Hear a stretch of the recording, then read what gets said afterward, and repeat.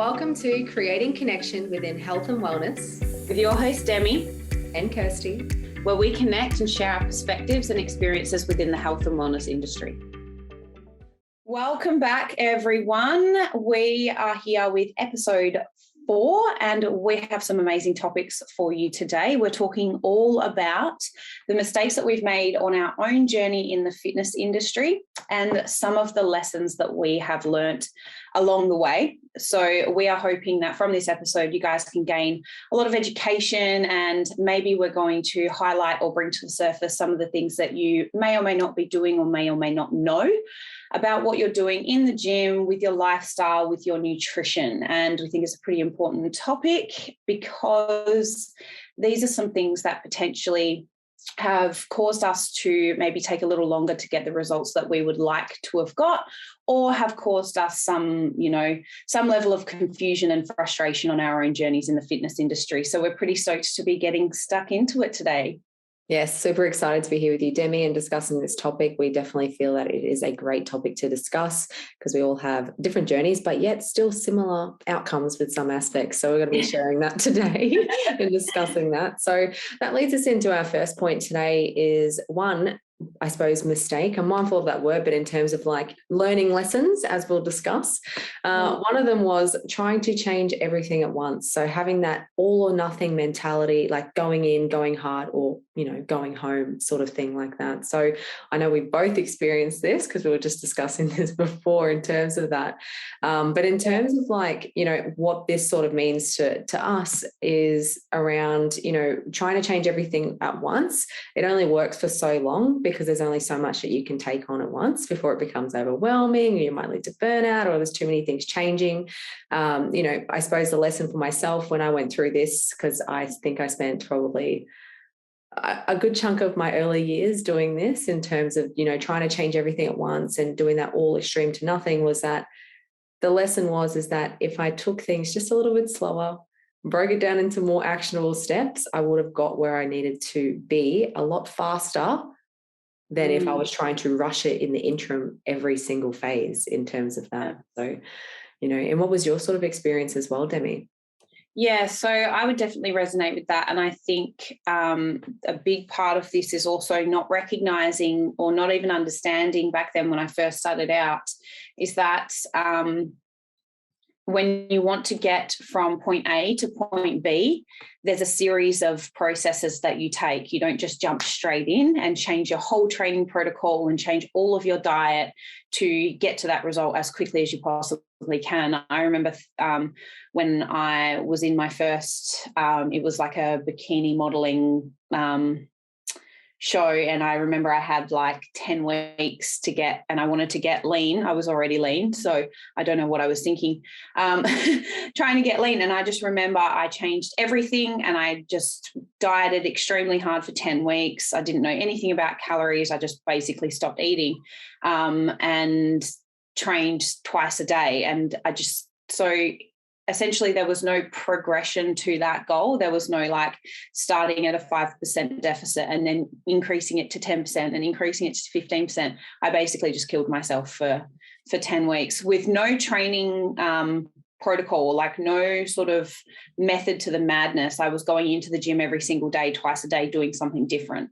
So you can imagine that I was essentially just spinning my wheels. So that's a really big one. It was all or nothing. And then, of course, after that goal, I went back to the nothing, where I had no dieting strategy. I just ate whatever I wanted and then just continued to go to the gym. So it was something where if I had had a phase of training or had some kind of method to my madness, I would have got much better results.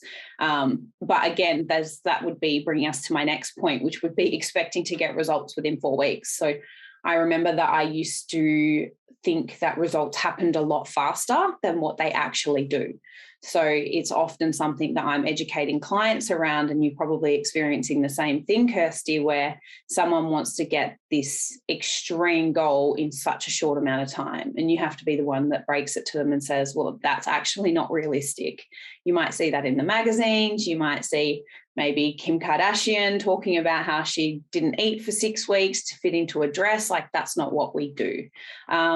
So yeah, how did you go when you were first starting out on your fitness journey with goals and expectation around goals? Yeah, so it was humbling, to put it to put it simply, in terms of the experiences that I had over the years. But in terms of, when I first started, because everything that was always in my face, like you said, the magazines, the internet, Tumblr was a big thing back in my day, in MySpace. Everything was like, get skinny, get skinny, get skinny, and this is how fast you can do it in this short amount of time. So in my head, over time, I feel like the conditioning was, if I just dedicate myself to like 3 to 4 weeks of like nothing, well, everything and nothing at the same time, I would get the results that I wanted. But honestly, it was probably the most vicious cycle, not only physically, but also mentally, emotionally. It was just, honestly, it was very humbling in that aspect. So over time, through many, many years of making the same mistake over and over again, but just in different ways, right? Because people are good at wording. Yeah, totally. And I was like, oh, it's just not working. Like, something, is it me? Is it what I'm doing? And it was actually what I was doing. And it's simply because I was trying so hard to get something that, takes, like, if you think about it in the perspective, it's like, you didn't, gain body fat or whatever your goal was in terms of that. For me, it was losing body fat. That was the results that I was chasing. I didn't put that on in 4 weeks. That took years, my lifetime to build up to that. It's not going to come away in 4 weeks. So having that, I suppose, humble realization over time and learning brought me to that point. But yeah, it was definitely a rocky start at the start as well. So I can definitely relate in that aspect. Yeah, 100%. And I think the reason why we get all these expectations around getting results super fast is because of a lot of what we see in the media. And unfortunately for us, people aren't always honest about what they're marketing. And there's usually an ulterior motive behind the marketing message that they're trying to send. So I think one of the biggest realizations for me was doing all the things that I thought were right that were going to elicit X results, like muscle tone or, booty growth and all that sort of stuff. And I was doing all the things, but I couldn't figure out why I still didn't look like those people on the magazines. And then as I started to get more educated, I realized that it's because they're not actually honest about what they are doing to get that result, right? So they're training in the gym in calorie surpluses to build the muscle density underneath the fat. Then they're dieting to extremes. So now they've got good shape muscle and they've got all this stuff. So I couldn't figure out why my dieting extreme 4-week effort wasn't eliciting the contest prep ready physique that I was chasing. Do you know what I mean? Like, the two things didn't equate. And I was like, why aren't I getting those results? Like, I'm doing the things for 4 weeks and I'm still not getting the results. So that's a really big thing for anyone listening, is being mindful that what you might be aiming for, you have to understand that there's a specific protocol or process that you need to go through to get that. Lots of ladies want, the big glutes and the shoulder definition and the quote unquote toned look, but they don't realize that they actually need to go through a process of actually building the muscle foundation underneath first. And they don't realize that that process can take years. Do you know what I mean? Like, these people that we see on the magazines or see in our Instagram feeds, they're very well trained. They've been training for years. They don't just jump into the gym and 6 weeks later they end up with this amazing shape and physique, much like what might be advertised from time to time. So I think that that's a really important thing. Our expectations are also coming back to what we're seeing, but they're not matching up with what's always marketed or sometimes marketed. That's a really important message. I was definitely in that position when in terms of that sort of stuff. And you're like, it's that self-defeat feeling where you're like, I'm doing it, I'm not getting it. Yeah. What's happening? Is it me? Yeah. And then you're like, you see, but then it's just like, it's exactly right. It's the messaging. It's like there's subtle ways of saying, you can get to this result, but to the consumer, to definitely our younger selves in that aspect, it was sort of like, okay, if we do that for 4-8 weeks, whatever it might be, we will get that result. But in reality, it's years and years of hard work and different phases of life. And I wasn't aware of it. I definitely wasn't aware of that when I was younger, that's for sure.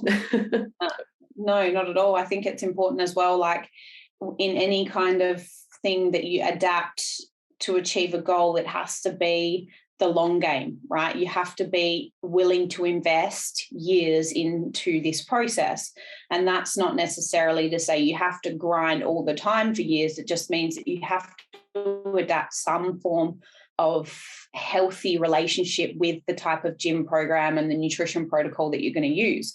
Otherwise, you're not going to have essentially lifelong or like the longevity in what you're trying to achieve. You'll potentially come into your journey and then, fall off the wagon, 6 months in, 12 months in, whatever it is. And then you might find that you're a bit frustrated because you haven't got the goals that you're after. But all really needed to happen was that you needed to understand that the process takes a lot longer than what we often think it does. I usually try and tell my clients, like, for some goals, like for some people, like imagine how long you think it's going to take you and then double it. Right. And then think about that. And then people are like, oh, I don't want it to take me that long. And I often have to ask them the question, but why? Why is it that it's a goal that you wanted, but you want it in 12 weeks? But if I say we can do this, we can get you better results and more sort of long-term sustainability in 6 months, that's too long. Do you know what I mean? But essentially the goal that you're getting is the same, right? So, but you might be able to maintain it by that point. Yeah, that's really important. Time. And that's what people need to understand, that aspect. But that's a really good way of putting it in terms of like, think of the time and then double it, because life happens too. And you need, room for those sort of things for learning and stuff like that as well. So that's really important in terms of that. And I suppose that would sort of lead into another point, that we can discuss as well is, within our journeys, and something that, if we could go back and potentially do differently at the start was, getting a coach. And, especially if you want to, be a coach, or if you want to get to those results instead of repeating those same sort of cycles. So that sort of leads into having that support, because that was something that initially I didn't do. I didn't have support. I just I had the internet then. I was sort of Googling and reading magazines and all those sort of things and doing the things. But then I was like, it's not working. It's not what's happening. And then like that then also leads into like our overall mindset and those sort of things and expectations and stuff, having someone supportive in that aspect that potentially has had a similar journey to you can actually be super beneficial, because they're able to take you through those steps and those little landmarks that come up where it's like, because there will be challenging times, that's for sure, if you've been doing that over and over again. Like what we're just discussing, a lot of clients come to both of us and, they are having those sort of experiences. It's like, okay, when those sort of things come up, it's about building those tools to navigate those times as well. So, that's really important. How was your journey in terms of like the support at the start of your journey, Demi? Well, I didn't have any. I openly admit that I actually didn't even get this is why I talk to people and I'm like, get a coach, especially if you want to be a coach. You need to understand the value of your own service, especially as a coach, because if you don't, you can't possibly ask people to invest in you if you haven't invested in a coach. So that's one aspect for people that might be listening to this that want to be a coach or potentially might be a coach. And if you're a coach and you've never had a coach, then that's something that needs to be changed ASAP. But for myself personally, even in my own fitness journey, I didn't get a coach until after I was a coach, right? So I don't know how that happened, but that's just how it happened for me. I didn't realize podcasts weren't even that big back then. I didn't realize the importance of having a coach, so I never had one. And up until probably 2 years into me being qualified as a coach did I realize I actually need someone to help me get my goal, because I was still spinning that wheel of frustration.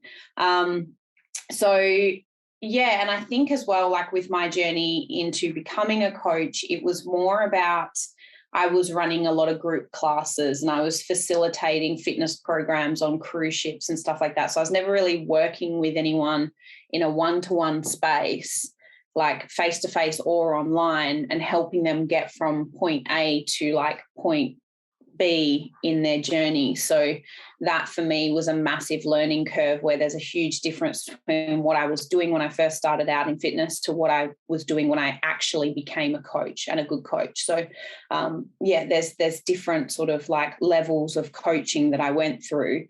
And in my own fitness journey, I didn't learn about those things until I started coaching and changing the way that I was a coach. So I would say that for me, I would have probably taken a completely different career pathway with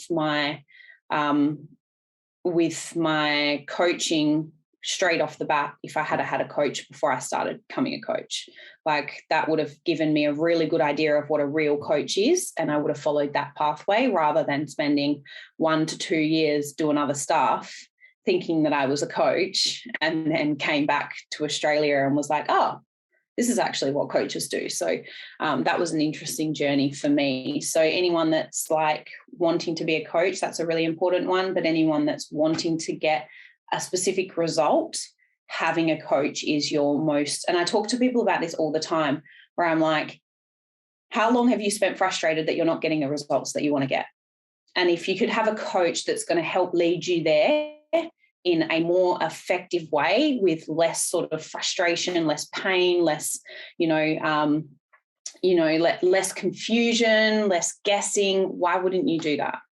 Yep, absolutely. I definitely agree with all of that in that aspect. And it's it's important because sometimes it's hard to reach out for help in that aspect too, but it's so rewarding. Yeah. Like if that's one thing I could go back and change, just like yourself, Demi, is that I would invest a lot sooner into it. Just for that extra guidance. Like we don't know everything, and we learn through experience, we learn through learning lessons and stuff. So I definitely agree with that point, which is super important. Really good share. All right, so on to our next topic in terms of what we have learned on our journey and the mistakes that we've had. In terms of the next one,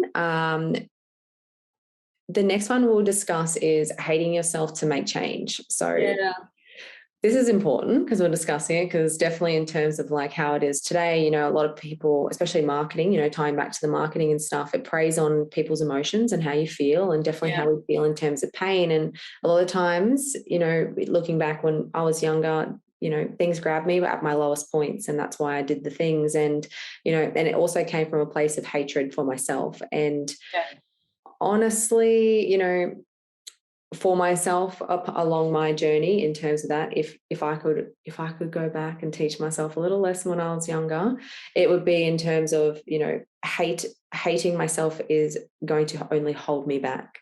When I come from a place of self-love and self-acceptance and nourishment, in terms of like we were just discussing before in the earlier points, not just going in and just going in to get a result in terms of that, but actually going into a place in terms of performance and how you perform, physically, mentally, emotionally, all these things.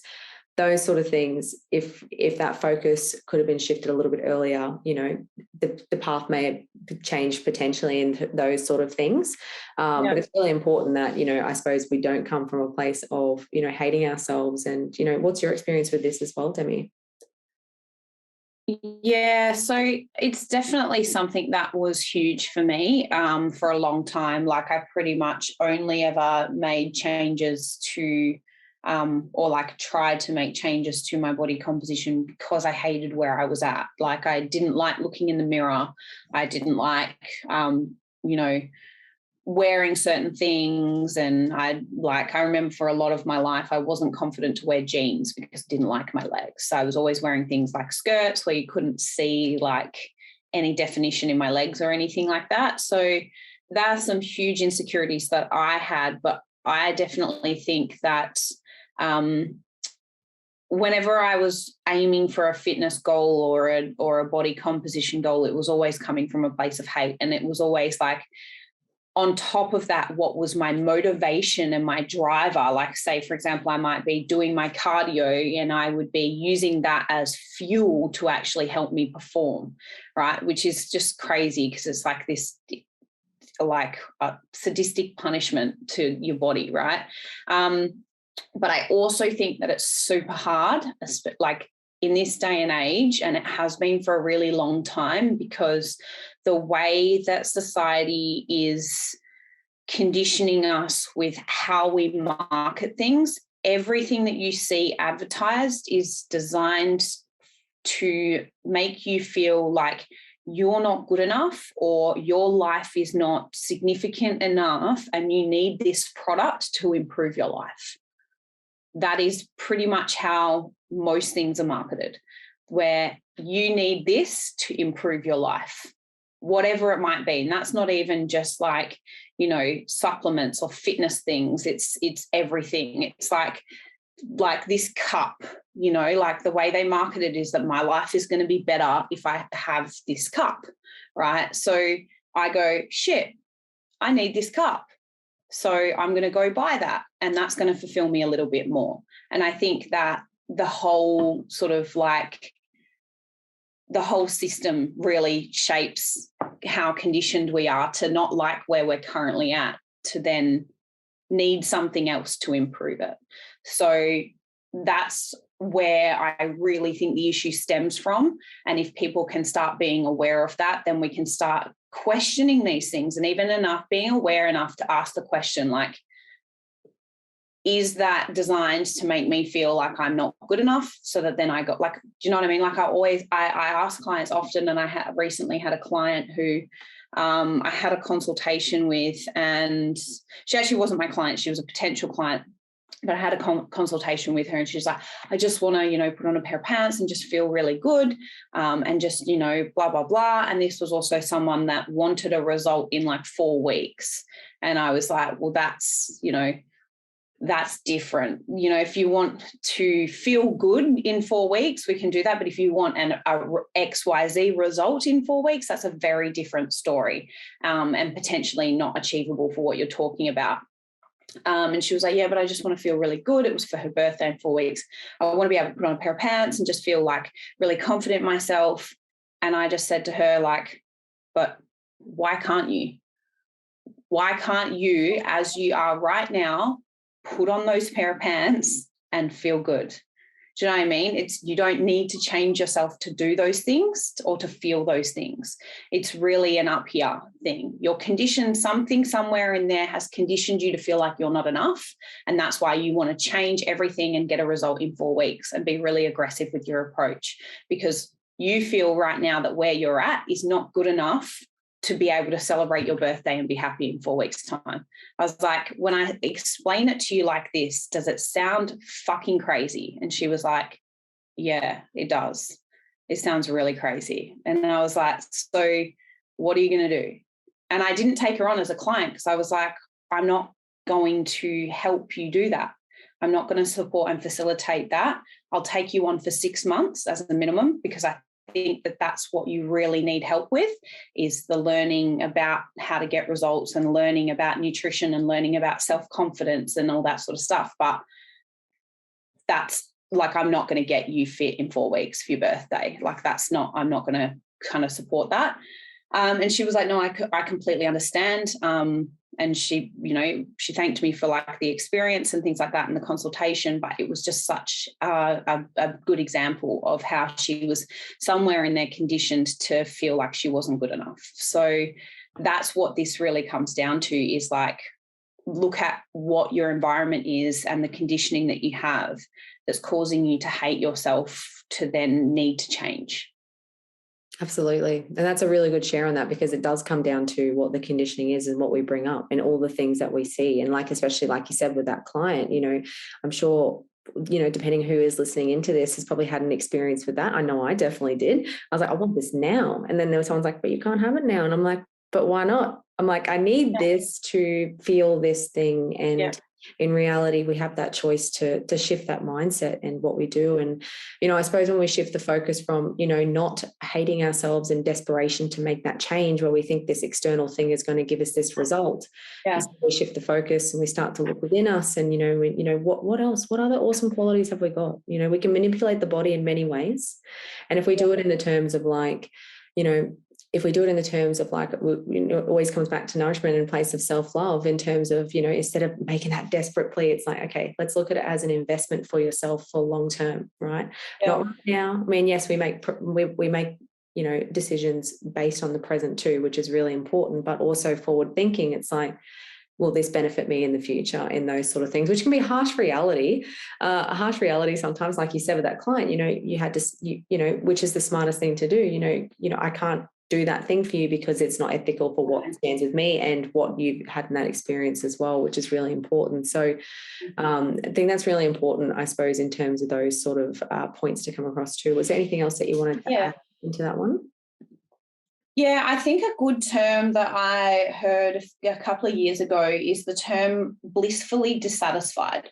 So I thought that was a really tasteful way of being able to describe someone who is, and I think that this is what people should aim for, is being happy with who you are and where you're at, or, accepting certain elements of yourself and still desiring or seeking change. So like not seeking change from a place of being, from a place of hating yourself, but being blissfully dissatisfied.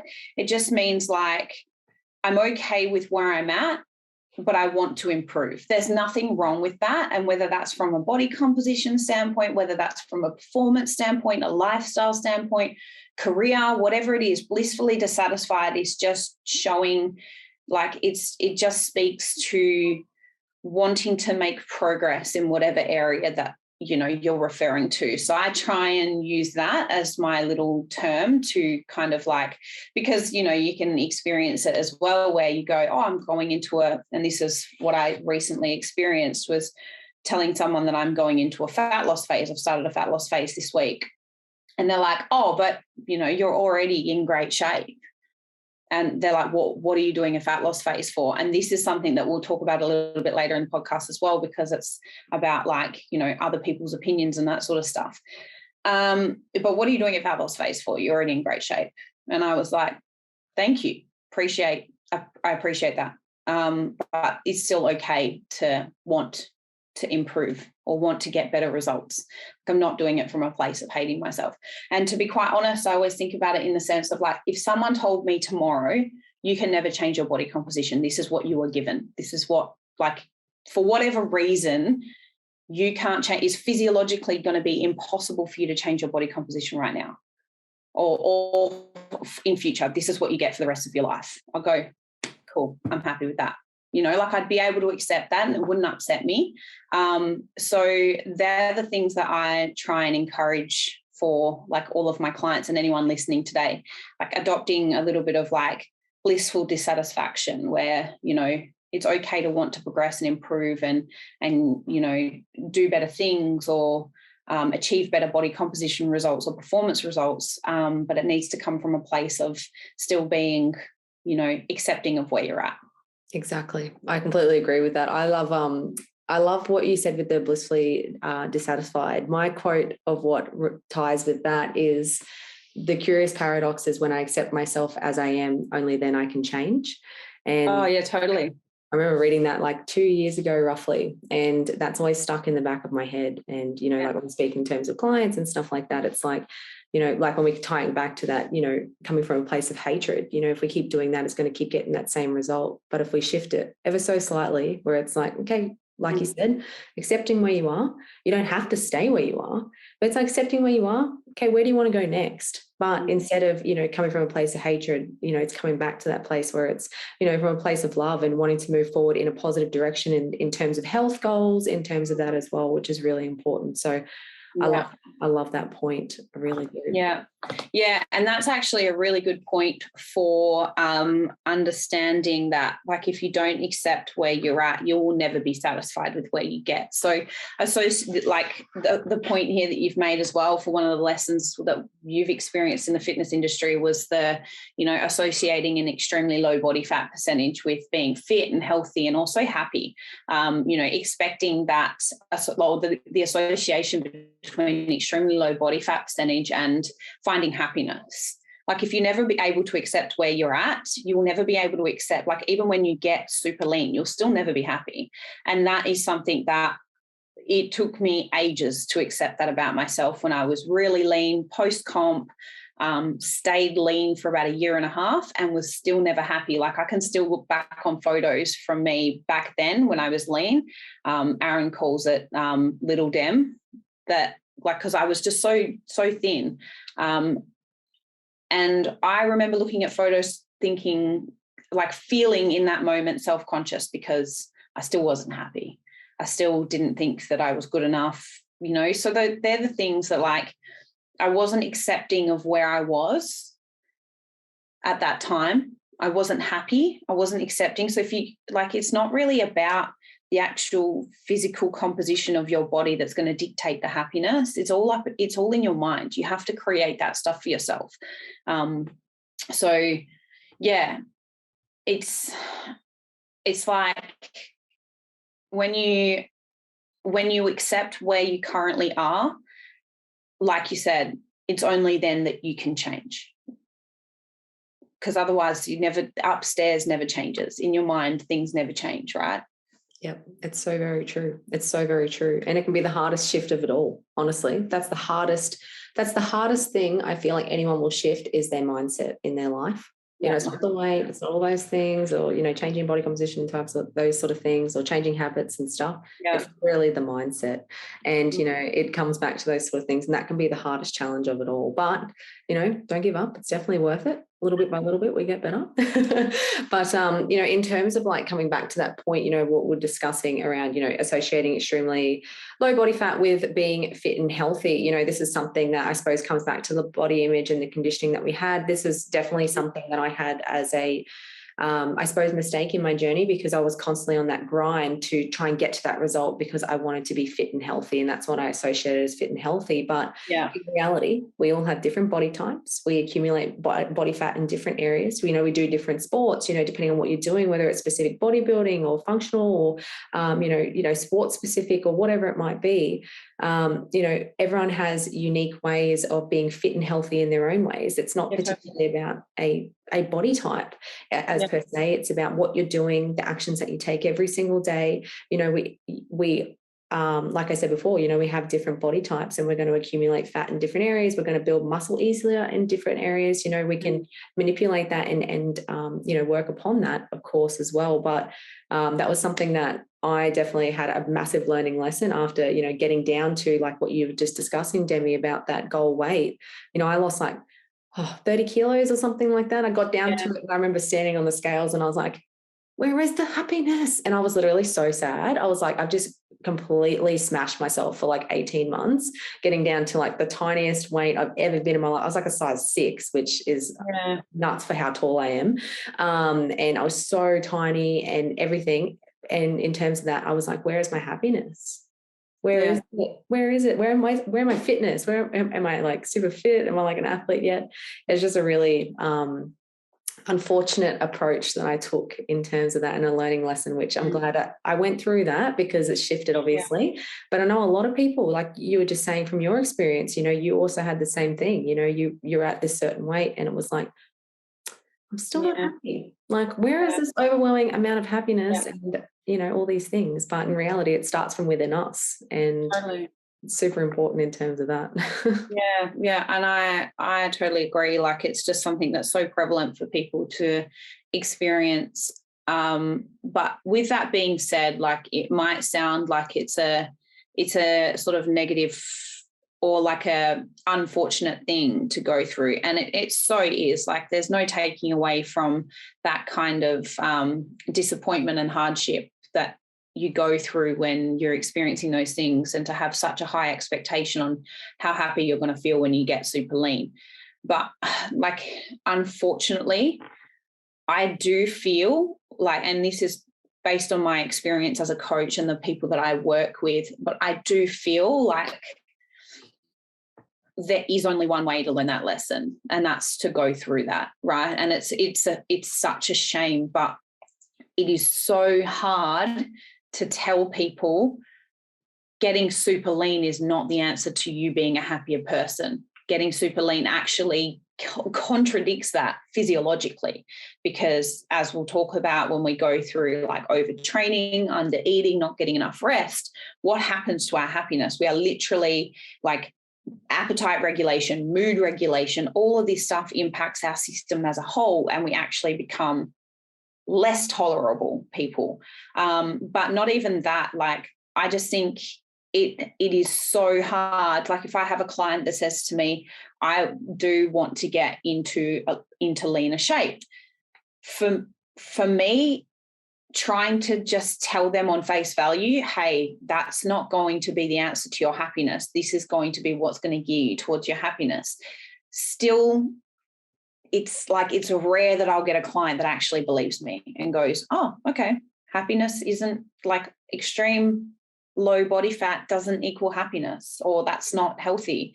Well, they'll believe me, and I'll be able to educate them on the fact that it's not healthy, but just as well because of the type of things that you have to do to achieve said goal. But getting them to believe me when I say that's not going to make you happy is a hell of a lot harder. And it usually only happens when I get them to a leaner place, and then I reverse diet them out. And at the end of the reverse diet, they go, fuck, I'm so much happier. And I'm like, ta-da! Like, but you're never going to, like, it's rare that people will believe me when I say, hey, this is the experience that you're going to have. And, you know, getting to an extremely low body fat percentage is not, because people are just conditioned. They just want it so badly. And they are very heavily conditioned to think that that's what's going to make them happy. Yeah, it's so very true. It is so very true in terms of those points, in terms of like how people go through those experiences and whatnot as well. Yeah. But it's like what we do in our line of work, you know, we take them through that educational experience and journey, and, you know, tying in things that we also do is like, it's not just about the fitness and nutrition. It's like, what else do we do outside of that picture? And, you know, I think that's what makes us both different as well, Demi, is that, you know, we incorporate those sort of things. We ask the right sort of questions, and, you know, we tie in our little experiences, right, what we're doing, and then at the same time let them also experience their journey on their own, but there is like support and stuff too, which is really 100%. It's a valuable lesson. Like, while we said it's a hard one, I do think it's like it was invaluable to the journey, because if you don't learn that lesson, like if I'd never learned that lesson, I'd potentially probably still be stuck there. Yeah. Absolutely. Absolutely. And it's good because now we're in a place to be able to educate and help others to not experience it to that to severity of, you know, creating that vicious cycle over and over again. Because I mean, I think I spent maybe a solid 6 to 8 years there, from like my 14, 15 years old. Right? Yeah. Those things. Yeah. Honestly, I'm so thankful now. It's like catching people before they make that same vicious cycle, and they're actually not for success much. It's like, it's you're like, catch them, and you're like, ooh, go fly, be free, beautiful butterflies. But it's like, it's so good because, you know, whilst we've had those experiences within ourselves, you know, when people do get those learning experiences too, they'll definitely have elements of that. Fortunately, you know, we work with people that they don't have to go through that extreme experience like we did, which is really important. You know, ideally we can't control all of it, but like, you know, that's the goal, is that, you know, we can try and stop those sort of things too. Yeah. And the reason why, like, I guess we'll get straight into that then, like, when it comes down to, you know, the why these things aren't necessarily going to make you happy, it's because the things that you have to do to achieve these extreme body composition goals directly contradict the things that are going to essentially bring more happiness to your life. Like the sacrifices that you have to make to get super lean, you know, you think that you might be, I will be able to attract, you know, a worthy partner, or I might feel worthy enough for a partner if I'm leaner or if I look better, or, people will like me more. It's, it's very much an external validation thing. And when you have to get super lean or when you get super lean, you're often not having meals out with friends, not going out on the weekend drinking. You're eating, to a set amount of calories and macros. You're prioritizing time in the gym. So when I diet, I know that there's a certain amount of time that I'm sacrificing from my relationship, or I don't get to lay in bed with my partner. I have to get up and get my cardio done and get my meal in and go to work and then get my gym session done. So, meals at nighttime for dinner, like it's very much like I'll weigh out my portions and he might have something a bit different. Like the dynamic of a relationship changes when you're trying to achieve these extreme things. So, people's perception of what it's going to get them is often a little bit distorted. So if you're thinking that, you're going to get super lean and be able to maintain that and also have all of these wonderful other things in your life, it's probably not always the case, because to get super lean, you've got to be in the gym all the time. You've got to prioritize these things. You've got to sacrifice meals out with friends and all that sort of stuff. So you're actually doing the opposite of what's going to help you create more connection in your relationships. Yeah. And that, I suppose, it comes down to what people, I suppose, value in their lives as well, actually, in terms of that. Like, I'm definitely a massive person. I'm a social person. I love my family. I love catching up with things. I love doing all the things that make me feel really happy in those aspects. Yeah. And I suppose it's about also having that understanding too, is that, when you do move into, I suppose, a fat loss phase and stuff like that, it's about shifting and communication, obviously, with the people and stuff around you as much as you can. It's going to be more challenging, like you're just discussing in terms of that. So you always think, at what cost, what stage of your life are you at, in terms of that, is this the right time? Have you got like 6 weddings coming up? Like, realistically, are you gonna stick a fat loss phase right in the bang of that? Like, I don't know. It's up to you. It'll be harder. It's still, but at the same time, at what cost, sort of thing. It's like, and the intensity and stuff that you're doing as well. So these are all things to sort of be mindful of. And if you're not sort of like sure on how to navigate those sort of things or how to plan it, you can always reach out for help in those aspects that you connect with in that aspect too. So, because I know you're just starting your fat loss phase, you just said before, hey, so. Yeah. So I started fat loss phase. I wasn't going to start it until September, but for that exact reason, I have got so much stuff on basically from mid-September, October, November, and then December, like so much. So I was just like, you know what, I've been in a slow surplus for 8 months, right? So I've gained an extra, 6 or 7 kilos on what I was October last year. And I only ever really do 12 to 16 weeks of dieting a year. So I've just started that 12 weeks just before I start to get to like the social months. And I do want to really so there's one thing that I urge people to consider when they're considering dieting phases. And I've just done this with one of my clients where we knew we wanted to take her into a dieting phase before the end of the year. And very similar to me, she's got lots of social stuff on before September and October. So leaving it any longer to take her into a dieting phase is probably not going to be successful for her towards the end of her dieting phase. And I'd rather do the approach of like get in, get out with this client, like get in, get it done, get it out, reverse her calories back up as quickly as we can, because I know what her lifestyle's like over the Christmas period. And it's the same for myself as well. Like I spoke to my coach about it and said, I want to go into a dieting phase now. Because I've spent 8 months in like a slight surplus and building that up over time. When it comes to like September, I'd rather start reversing my calories back up to get me to a healthier place before Christmas. Because often people make the mistake of leaving their fat loss phase too late in the year. And then they're left with like super low calories come towards the end of November. And by the time they get to December, it's down the beach, it's beers, it's barbecues with friends and all that sort of stuff. It's like, you know, maybe festival season if you're into that sort of thing.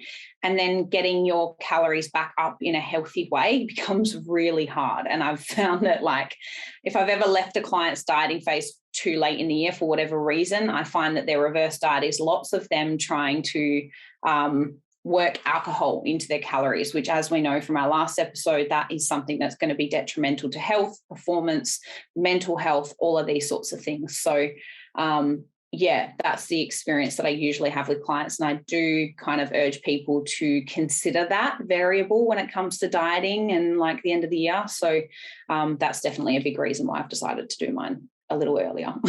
Nice. That's good. It's good to share that insight, right? Because in terms of the educational piece, people can sit there and think about, you know, what is the right time for me if this is something that I want to do, right? And being realistic. Yeah, and totally. And I'm sure that you do this with your clients as well, where, like, for my clients, I make sure that I've got like some form of plan for like 6 months ahead of time. Right. Yeah. Like, it's like we know what we're doing, like the objective of what they're doing now is for a purpose 6 months from now. Right. Like, I've got clients that have been with me for years and they sort of know now the routine and the cycle that they go through each year. And it's like, okay, this time of the year is dedicated for reverse dieting, building phases this time of year. And like, even like a year ago, I got one of my clients to tell me all of the stuff she had coming up. And it's really prevalent now with COVID sort of coming to an end and people traveling and stuff. And we literally planned, and she's got her 30th in September, but she's also, New Zealand in August, 30th in September. And she was like, I would like to diet before my 30th. And I was like, absolutely not, because you're going to be at a festival, you're going to be in Melbourne, you're going to be in New Zealand, and then it's going to be your 30th. So you're better off staying in a surplus for all of these events, and then we'll diet after your 30th. So, you know, these are things that you need to consider, and a coach is really, really good for that. So if you're ever considering whether or not to have a coach going into a dieting phase or a building phase and all that sort of stuff, I would definitely recommend having one, because they can look at all these things and go, all right, this is really what's happening for you. This is realistic. This maybe not. And this is how we're going to get you the best results and make sure that you're still in a really good place a year from now, not just right now for this 12-week dieting phase or this 16-week dieting phase or whatever it is. So, exactly. Yeah, little side tangent, but that's okay. That's good. It's really good. Awesome. All right. So it leads into our last point for today in terms of like the mistakes that we've made on our own journey as well, is around only learning how to track my foods in a fat loss phase. So it sort of ties into what we were just discussing as well. And, you know, I know, speaking from experience, you know, when we first started, when I first started, I definitely started only learning how to track my foods and meal plans and stuff in a fat loss phase. And then when I actually transitioned to like maintenance and, and in terms of going into like a foundational muscle gain phase as well, I actually found that really, really challenging, because I only knew how to do that thing. And I was like always eating diet foods, trying to cram a lot of diet foods into the maintenance and the surplus. And I was like, it's not working. I just don't understand. It's not working. What is wrong? I'm missing a puzzle piece. And I honestly found it so hard to actually increase my calories, because I was so focused that, you know, what I was doing and this thing was going to get me a fat loss result, like to actually be able to shift that mindset into going, okay, I'm going to actually put on weight now and do all these sort of things, was probably the hardest experience I've ever had. Honestly, still sometimes, I'll be completely honest, sometimes I get little niggles in the back of my head, and that's from years and years of doing this. But I'm mindful of that now, and I can catch myself in that moment. It's like, no, it's okay. Like, these are the sort of things that are self-soothing in that aspect. And but it was definitely, you know, probably one of the things I would recommend, you know, for myself from my own point of view, is that if anyone is going to start a health and wellness journey, or if you're on a health and wellness journey, spend some time at maintenance first before you go into a specific phase of fat loss or muscle gain in terms of that. You know, establish your maintenance, see what's true, and see, you know, track what changes and what actually doesn't, because maintenance is technically meant to stay around the same, right? Track health markers, do all those other things as well. You know, focus on not just a specific body composition goal, it's about, you know, nutritional quality. You know, how can you increase that? And learn specific habits around, you know, what foods actually do for you, and understand how it actually affects your body, rather than going, I'm going to eat this food that has 7 calories and I know I can eat a lot of it because it's got nothing in it, and trying to live off that, because that was something that I definitely did. And something I highly recommend, is spending some time not in that phase and relearning, or if you've had that experience, is like, don't be afraid of it, because real maintenance, nothing will change. And that's a positive thing in both ways, because, that's how you establish those sort of things. Yeah. So what's your sort of experience with that too, Demi? Yeah, I just want to say that with your experience, that is definitely very relatable for so many women out there with really struggling to increase calories. There is also that fear around increasing calories and essentially getting, gaining body fat or whatever as a result of eating more food. And that can be quite hard to track and see from a data standpoint for a lot of women. And like some of my clients even like intentionally under track, but then overconsume on the weekends. And it's about sort of helping. And, I have to say, like, if you're at proper maintenance here, where I've calculated your calories and your macros where they need to be, then you shouldn't be gaining any weight. But if you're starting to build weight on, then it means that you're over consuming, or we've had some adaptive thermogenesis where your actual metabolism or your maintenance is lower than where I've predicted it to be. But the only way I'm going to know whether that's true or not is if you give me some consistent data to go off. So that's a really, really important point, is that if you're not truly tracking the things that you're consuming, you are not actually getting an accurate picture of what's happening with your maintenance. And therefore, you can't actually get an accurate picture of what's going to happen with your fat loss phase or your muscle growth phase. And then on top of that as well, my experience with like tracking in maintenance phases and tracking in building phases is a little bit different, where it's not necessarily that I struggle to build the calories up. I know I can definitely eat them. And it's not like I've even said to my coach, it's not the case that I'm not eating enough, because my weight's been slowly increasing over time.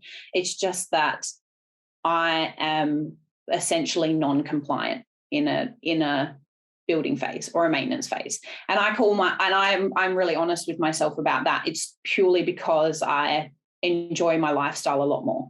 Whereas like on the weekends, I won't track, right? I will prioritize protein and I'll make sure I'm getting enough calories, but I don't actually so I've been tracking calories for like pretty consistently for like 4 or 5 years now. So I've gone through the phases where I've earned the right to not track on the weekends and still know that I'm hitting my protein targets that I need to, and prioritizing my carbohydrates around training. So it's not necessarily that I go off and eat completely different foods. My foods don't even really change that much unless Aaron's home and I'm going for a meal out or something like that. So I just have a lot more flexibility when I'm in maintenance and even in building phases.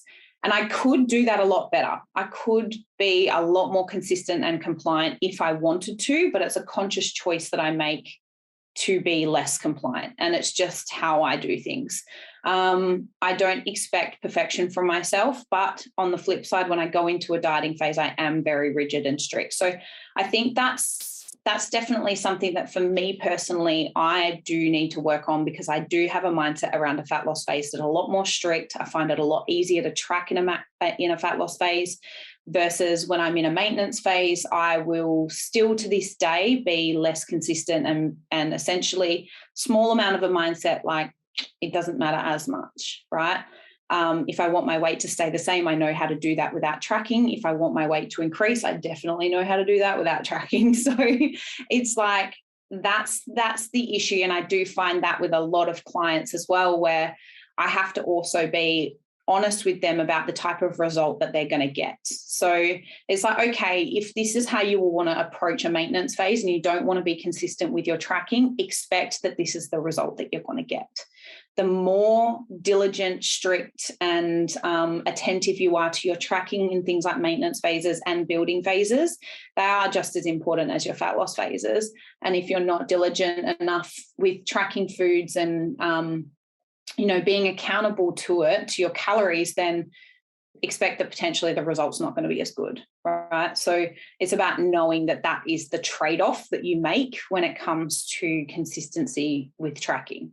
So I guess my experience is a little bit different to yours. While yours is very, very relatable for a lot of women with being able to increase calories, mine is not necessarily that I can't increase the calories. It's just that I'm pretty lackluster with my tracking. Like I'll track Monday to Friday and I just won't track the weekends.